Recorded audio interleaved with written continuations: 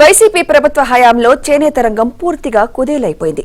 ఎన్నికల ముందు ఆప్కోను ప్రక్షాళన చేస్తానని చెప్పిన జగన్ రెడ్డి తీరా అధికారంలోకి వచ్చాక చివరకు చేనేత సహకార సంఘాలను నిర్వీర్యం చేశారు.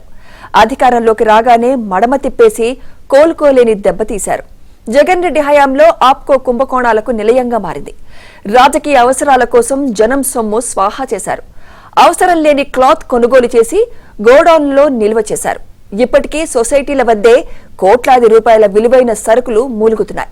కరోనా సమయంలో మాస్కుల వ్యవహారంలో కూడా కకృతి పడిన సంఘటనలు తీవ్ర సంచలనం రేపాయి.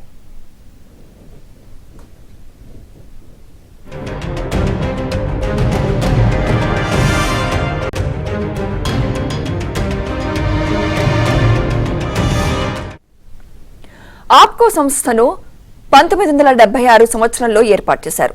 చేనేత కార్మికులు నేసిన వస్త్రాలను మార్కెట్లో అమ్మి వారికి లాభాలు ఇచ్చేందుకు సహకార సొసైటీలను ప్రోత్సహించేందుకు ఆప్కోని ఏర్పాటు చేశారు. అయితే గత 5 సంవత్సరాల కాలంలో అడ్డదిడ్డమైన కొనుగోళ్లతో పాటు అవసరం లేని క్లాత్ ను కొనుగోలు చేసి గోడౌన్లో నిల్వ చేశారు. కమిషన్లకు కకృతి పడిన కొందరు ఉద్యోగులు అప్పటి ప్రభుత్వ నేతల ఆదేశాల మేరకు వ్యవహరించి సంస్థను నష్టాల్లోకి నెట్టారు. చివరకు కరోనా సమయంలో మాస్కుల వ్యవహారంలో కూడా కకృతి పడిన సంఘటనలు కూడా ఉన్నాయి. కొన్ని ప్రాంతాలలో అరకొరగా పవర్లూమ్ క్లాత్ తో కుట్టించిన మాస్కులు సప్లై చేసి కోట్ల రూపాయలు స్వాహా చేశారని పెద్ద ఎత్తున ఆరోపణలు వచ్చాయి. మాస్కును తయారు చేయాలంటే 12 రూపాయల వరకు పడుతుందని తేలింది. కానీ 31 రూపాయలకు ప్రభుత్వానికి అమ్మినట్లు చూపించి నిధులు స్వాహా చేశారని ఆరోపణలు వెల్లువెత్తుతున్నాయి.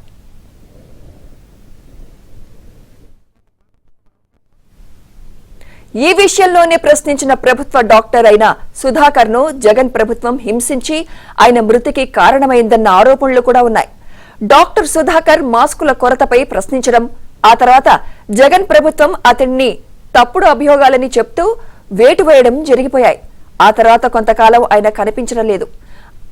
తర్వాత ఆయన్ను మద్యం మత్తులో రభస సృష్టిస్తున్నారన్న ఆరోపణతో పోలీసులు అరెస్ట్ చేశారు.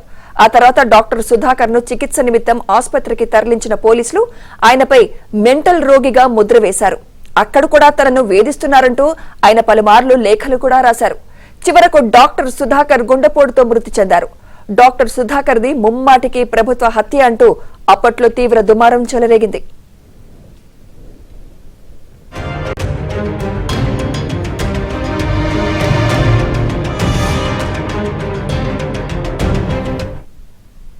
చివరకు 2024 ఎన్నికలకు ముందు కూడా తెలంగాణలో తయారైన దుప్పట్లు, టవల్స్, బెడ్షీట్స్ వంటి 20 కోట్ల రూపాయల వస్త్రాలను కొనుగోలు చేసి ఆప్కోను దెబ్బతీశారన్న విమర్శలు ఉన్నాయి. ఈ కొనుగోళ్లలో 30% నిధులు చేతులు మారాయన్న ఆరోపణలున్నాయి. ఆప్కో వస్త్రాలను 50% డిస్కౌంట్ తో షోరూం ద్వారా అమ్మినట్లు రికార్డులు చూపించి అవే వస్త్రాలు మళ్లీ ప్రొక్యూర్మెంట్ తో 100% మొత్తంతో కొనుగోలు చేశారన్న ఆరోపణలు కూడా వచ్చాయి. దీంతో ఆప్కోను నమ్ముకున్న నేతన్నలు అప్పుల పాలయ్యారు.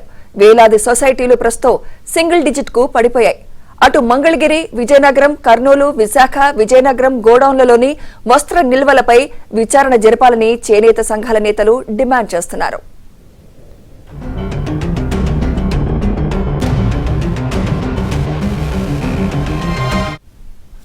మరోవైపు జగన్ ప్రభుత్వం థర్డ్ పార్టీలను ఎంకరేజ్ చేసి తమకు అనుకూలమైన వారి నుంచి వస్త్రాలు కొనుగోలు చేసి ఆప్కో దుకాణాలకు సప్లై చేశారన్న ఆరోపణలున్నాయి. చేనేతల నుంచి కొనుగోలు చేసిన క్లాత్ కు డబ్బులు ఇవ్వకుండా థర్డ్ పార్టీల నుంచి కొనుగోలు చేసిన వారికి వెంటనే పేమెంట్స్ ఇచ్చారన్న విమర్శలు ఉన్నాయి. డబ్బులు ఆలస్యంగా రావడంతో నేతన్నలు తీవ్ర ఆర్థిక ఇబ్బందులు ఎదుర్కొన్నారు.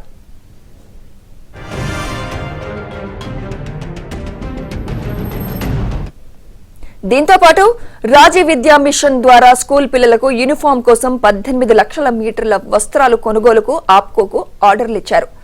ఆప్కో బైలాకు అనుకూలంగా చేనేత సహకార సంఘాల ద్వారా చేనేత కార్మికులు చేసిన క్లాత్ మాత్రమే కొనుగోలు చేయాల్సి ఉంటుంది. అయితే అందుకు విరుద్ధంగా అప్పట్లో ఒక కీలక మహిళా మంత్రి భర్త ద్వారా పవర్లూమ్స్ క్లాత్ ను కొని ఆప్కో గోడౌన్లో నిల్వ చేశారన్న ఆరోపణలు కూడా వెలువెత్తాయి. ఇందులో కోట్లాది రూపాయల అవినీతి జరిగిందన్న వార్తలు వినిపిస్తున్నాయి. ఆ మహిళా మంత్రి, ఆమె భర్త జరిపిన కుంభకోణంపై విచారణ జరిపించాలన్న డిమాండ్స్ వినిపిస్తున్నాయి.